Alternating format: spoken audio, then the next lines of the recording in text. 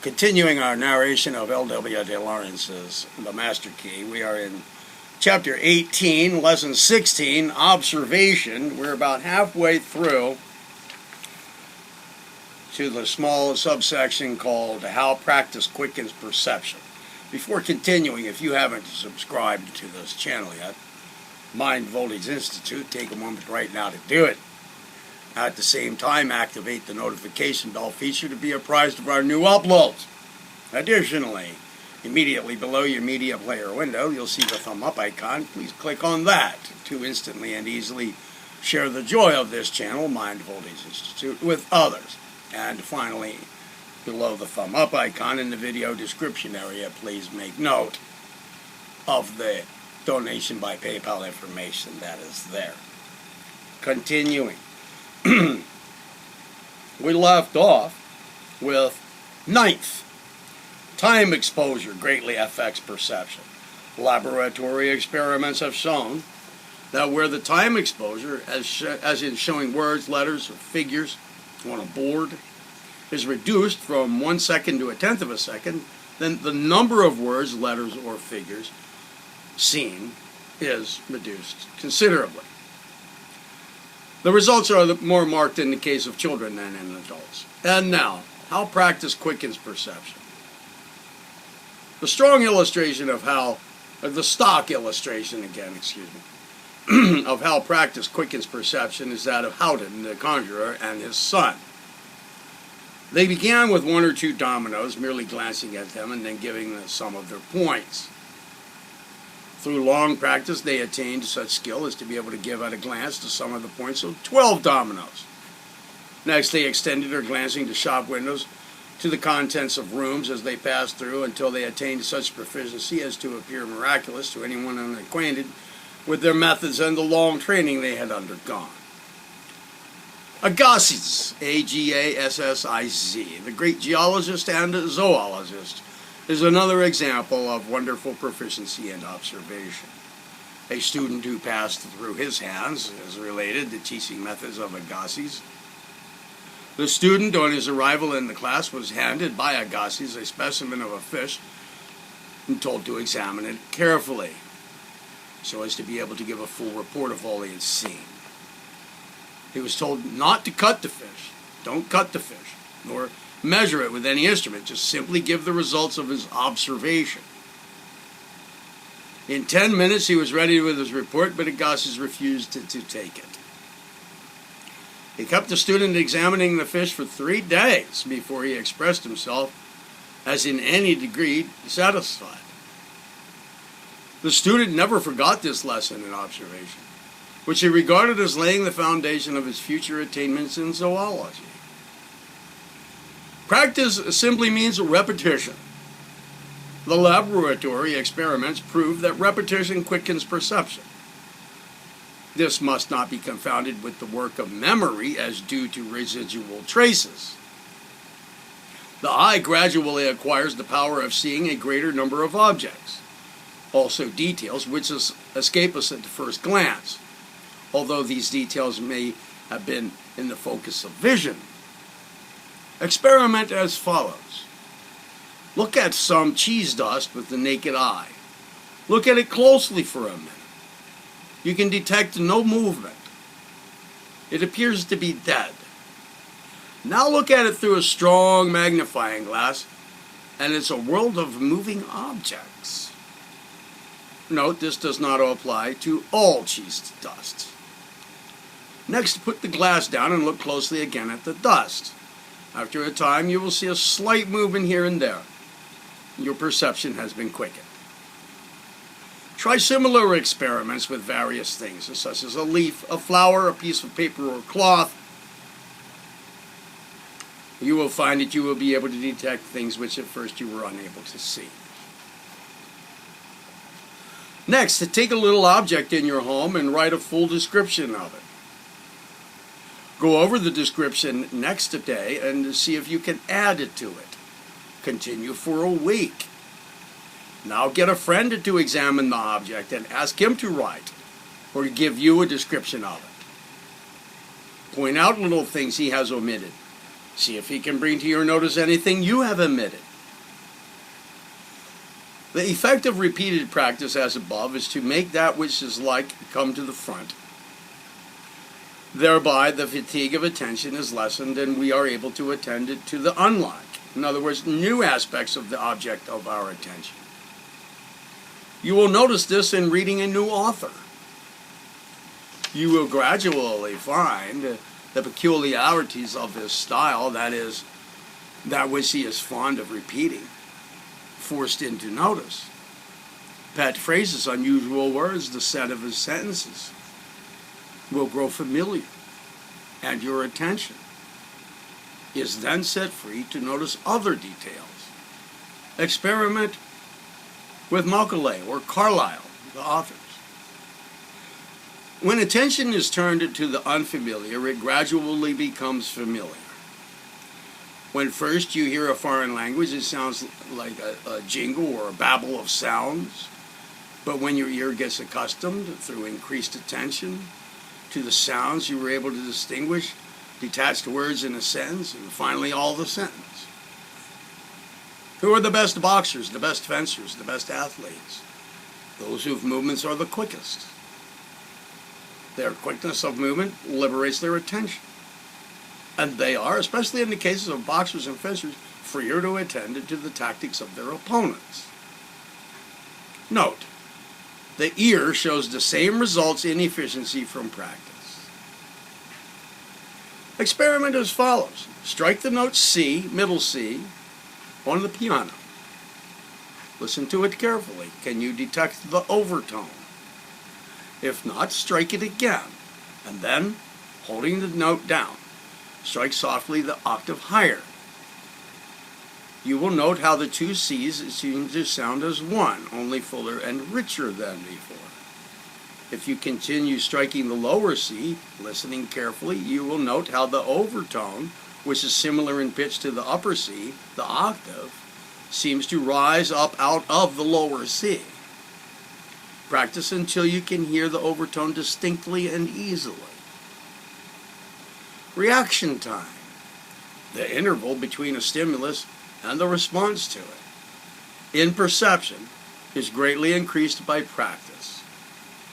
This also applies to reaction time in hearing. Students should note the following.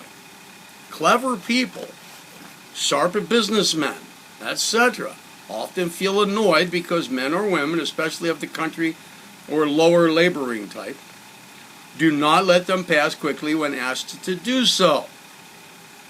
The reason is that in many cases they cannot do so. The reaction time is too slow.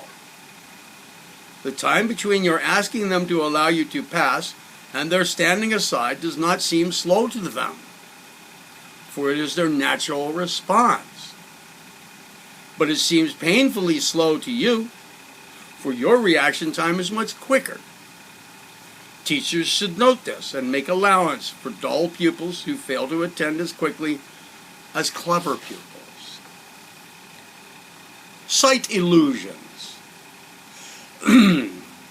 The subject of observation would not be complete without some reference to sight illusions. I shall treat in this section some of the most noted of these. According to the attention you give an object will be the estimate you form of it.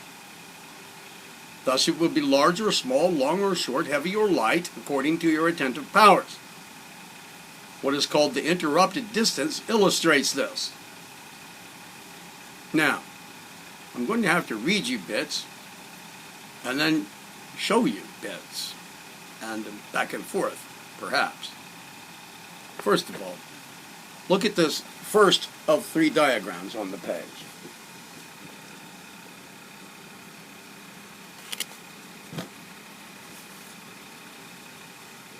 Okay, let's read about it. The space marked X in A and B appears greater than the space Y.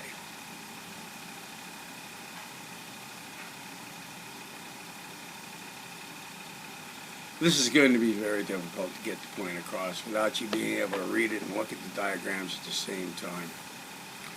The space marked X in A and B. Okay, look. Here's A. Here's B. This is a space marked X in A, the space mark X in B.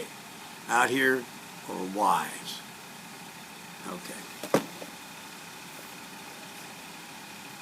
The space marked X in A and B appears greater than the space Y, for the simple reason that the intersecting lines in A and each dot in B catches your attention.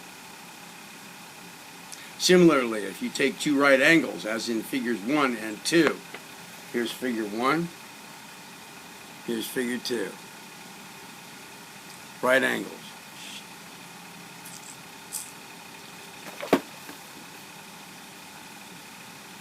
The simple reason that the intersecting lines. Similarly, if you take two right angles, as in figures 1 and 2 shown below, and shoot out lines from E, as in figure 2, these, here's E, shoot lines out, right?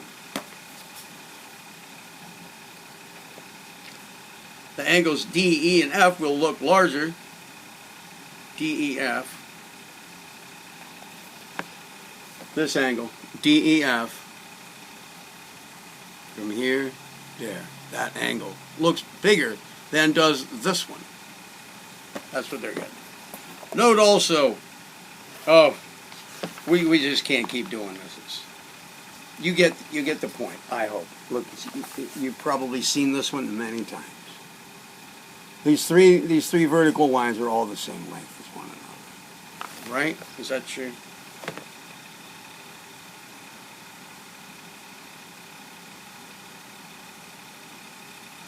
I think so. Yeah. Okay. How to cultivate observation. The preceding sections will have supplied the student with means as to the cultivation of observation. I shall repeat one or two of these and add others for additional practice. The first requisite in cultivating observation is to go about with your eyes open. Most people certainly do not do so. Begin from today to look at your fellow men and the world around you with seeing eyes. Look at things with the definite aim of seeing them. Start in your own home and look with the eyes of a stranger at the objects which are so familiar to you. Begin simply. Don't try to be a Sherlock Holmes right away. After you have practiced looking at home objects, attend to objects outside. Look at public buildings, vehicles on the street or the road, any names or numbers on them, railway trains, engines, cars, trucks, ships, animals, etc. Make a special study of men and women you meet in the street, also when traveling. Note their general appearance, their features, their dress, their gait, their gestures. Try to form an estimate as to their occupation or station in life, their habits, moods, etc. Try Houghton's experiment. Glance at shop windows in passing and see how many articles you can remember. Glance at men and women and see what details you can take in at a glance. Check results by comparing with the person, if still in sight. Glance at boardings where a number of advertisements are displayed. Describe to yourself what you have seen, and then look back and verify results. Glance at anything in passing and describe what you have seen. Note, in glancing exercises as above, it is essential to get the habit of describing quickly. If you are uncertain about anything, such as whether a lady's dress was pink or blue, do not puzzle yourself trying to remember. Leave it and hurry on. To stop is fatal. If you delay even a second or two, you will have forgotten most of what you have seen. The golden rule in glancing is to describe first the things you remember with ease and then recall the things of which you are uncertain.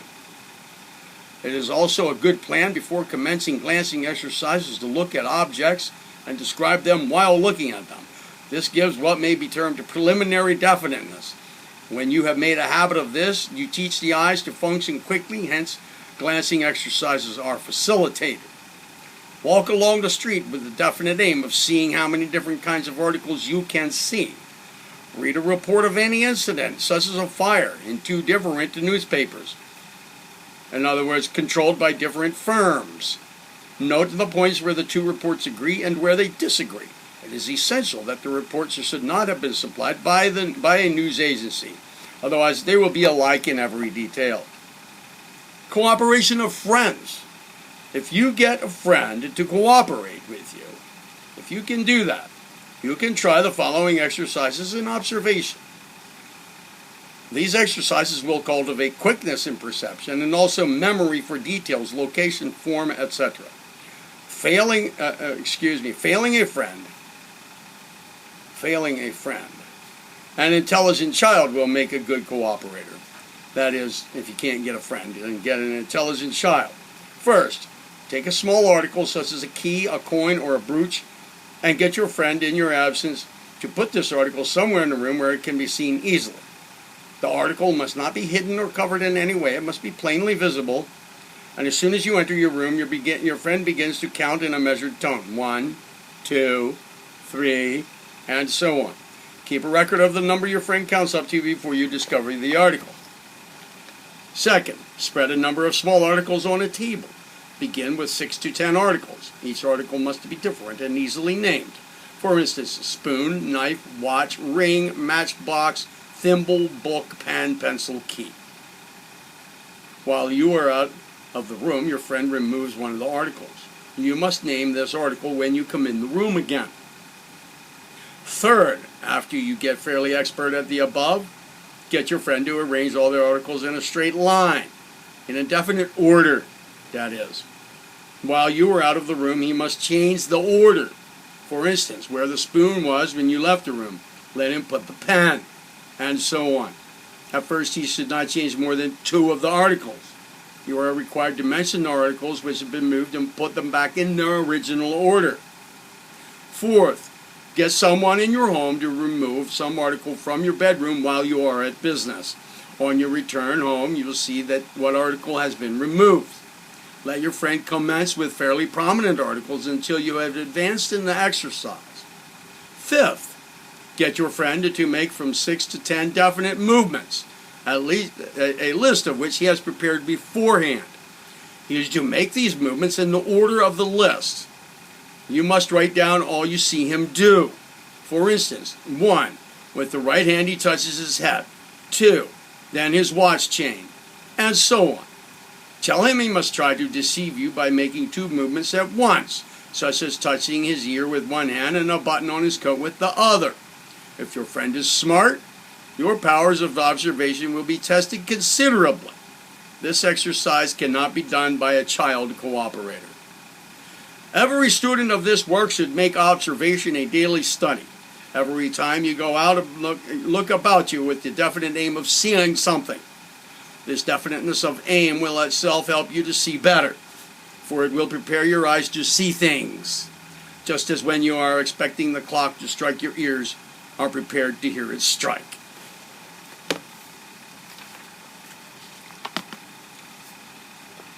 In the next video, we will continue. Our narration of L.W. deLaurance as the Master Key will be in Chapter 19, Lesson 17, Interest. Interest and its meaning. The first paragraph being, to define interest is not easy. Like love or hate, it must be experienced before it can be understood. Immanuel Kant defines it as a cause determining the will. But perhaps it would be better understood as a feeling which binds our attention to an object. The writer here uses object in a wide sense, with the expectation that such feeling will bring pleasure in some form or advantage in some form. The ultimate aim of interest, as affecting the individual, is therefore satisfaction. When satisfaction is attained, interest tends to fade or die away. To stimulate it further, we must see ahead some new forms of satisfaction. But the rest now is for the next video, in which I will see you. Again, if you haven't subscribed to this channel, do it now. Activate the notification bell feature at the same time. Give the video a thumb up, and please make note of the donation by PayPal information, and by all means, donate. It would be greatly appreciated and wisely used. I'm Turk Strongman, current resident of Mind Voltage Institute. Thank you for selecting this video. The Master Key by L.W. deLaurance.